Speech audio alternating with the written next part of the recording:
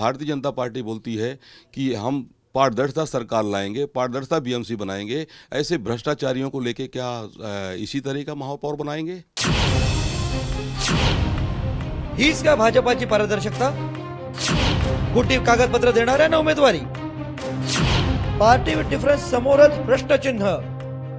शिवसेनेसोबतची युती मोडण्यासाठी कळीचा मुद्दा ठरलेली पारदर्शकता आणि पार्टी विथ डिफरन्सची विरोधावली मिरवणाऱ्या भाजपाला अंधेरीतल्या त्यांच्या जनरल सेक्रेटरीने घरचा आहेर दिलाय।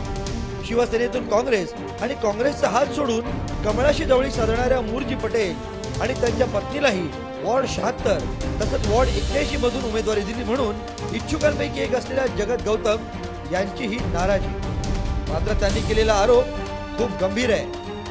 अगर इन्होंने सर्टिफिकेट बनाया तो सर्टिफिकेट हमारे यहाँ चेक करने के लिए एक समिति बनी थी, आदरणीय एडवोकेट जी भी थे, वो सब चेक किए। क्या चेक किए मेरे समझ में नहीं आ रहा है, लेकिन टोटल उसकी सर्टिफिकेट फोर्जरी है। अगर वो ओबीसी है तो 2 महीने पहले सर्टिफिकेट कैसे बनवाया?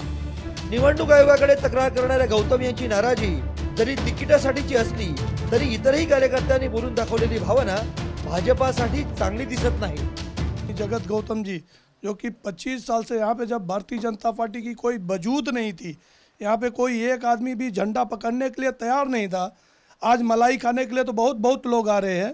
पर जगत भाई ने अपने खून पसीने से ये झाड़ को लगाया है और सींचा है।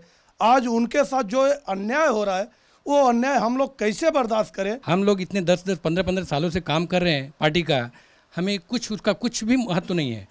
सिर्फ बस हमें झंडे लेके घूमना है, बस भरना है, यही सब करना है। इस चीज़ का बहुत हमें तकलीफ है। स्वबळाची परीक्षा आता सर्वांनाच द्यावी लागणार असली तरी पालिकेत स्वतःचा महापौर बसवण्याचं स्वप्न पाहणाऱ्या मुंबई भाजप अध्यक्षांची भूमिका काय असेल हे महत्त्वाचं आहे। अन्यथा पारदर्शकता म्हणजे काय रे भाऊ असं विचारत मुंबईकर जो काही कौल देतील तो स्वीकारण्याशिवाय दुसरा पर्याय राहणार नाही। मुंबई लाईव्ह।